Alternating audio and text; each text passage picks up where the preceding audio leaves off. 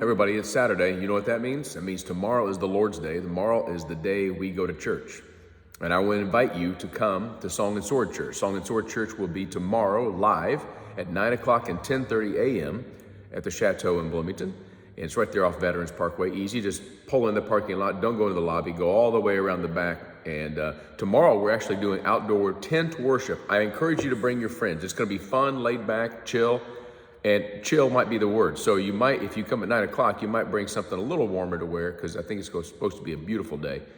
But anyway, invite your friends. Let this be an opportunity to go, just try something different. The church building's not going to fall in on them if they go to church because it's a tent, all right? And we got children's programming from 1-year-old to 5th grade, 1-year-old to 5th grade at the 9 o'clock service only. And you can bring your families and friends who have kids. It's going to be a great day in the Lord. If you can't make it live, then guess what? We'll be here online, as always, every Sunday, songandsword.com, and at the Song and Sword YouTube channel. That's where the video will be. I digress. It's Saturday. What can I say? Have a little coffee in me, get in the Word today. Hope you guys are going to have a great day. I want to continue to encourage you to read the book, I Am Revealed. If you don't have it yet, you can get it through us. You can get it online in a lot of different outlets. But we've now gone through week 1, and we're coming to this last devotion on creation and the created things and what God created. Elohim is his name. He is the God who created, right? In the beginning, Reshit Elohim bara.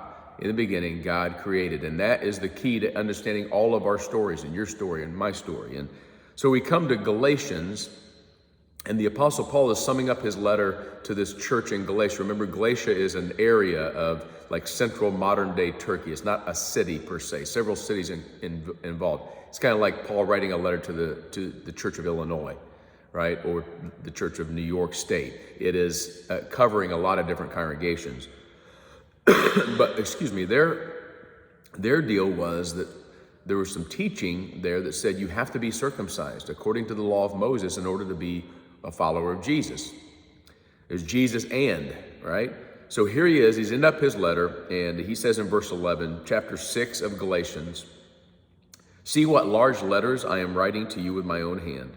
It is those who want to make a good showing in the flesh who would force you to be circumcised, and only in order that they may not be persecuted for the cross of Christ. For even if those who are circumcised do not themselves keep the law, but they desire to have you circumcised, that they may boast in your flesh. But far be it for me to boast except in the cross of our Lord Jesus Christ, by which the world has been crucified to me, and I to the world. For neither circumcision counts for anything, nor uncircumcision, but a new creation." A lot to unpack there. First of all, we note that Paul says, "See what large letters I'm writing with my own hand." He wants these Galatians to know that this is coming from him. Paul often used somebody to write the letters for him as he dictated. But he's putting his writing on here, his handwriting on here, to let the Galatians know, this is me. This is another reason why some people believe that Paul's thorn in the flesh was his eyesight. He had to use large letters because he couldn't see very well. We don't know. But at any case, he's saying, this is important. Let me say it one more time. It's not about circumcision or uncircumcision. That's not what matters.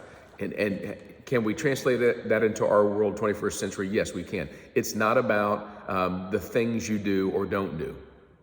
It's not about how good you are. It's not about how dedicated you are to keeping the rules. It's not about the rules or not keeping the rules. That's not what Christianity is all about. What's Paul say it's about? He said, may I never boast in somebody else's flesh or in my own flesh. May I never boast in Galatia. May I never boast about I'm circumcised, therefore I'm follower of the law of Moses. He goes, those circumcised people don't follow the law any better than anybody else. And the people in this world, I believe, Christians especially, who talk the most about how good they are probably the ones who are breaking the rules that you don't know.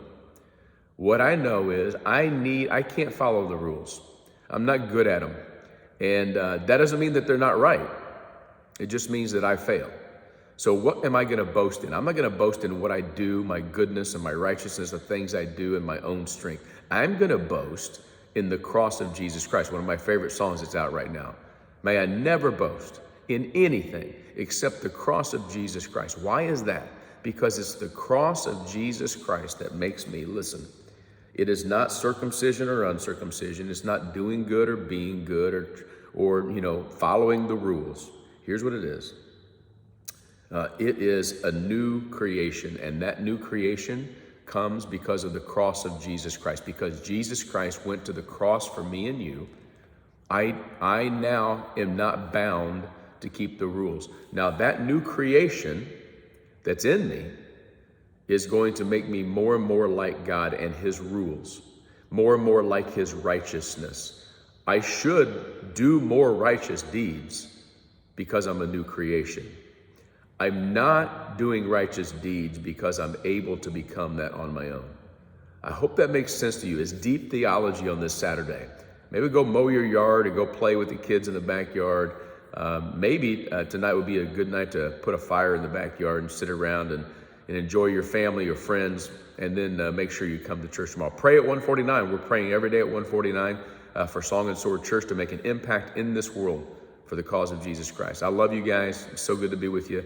Have a great day. See you tomorrow.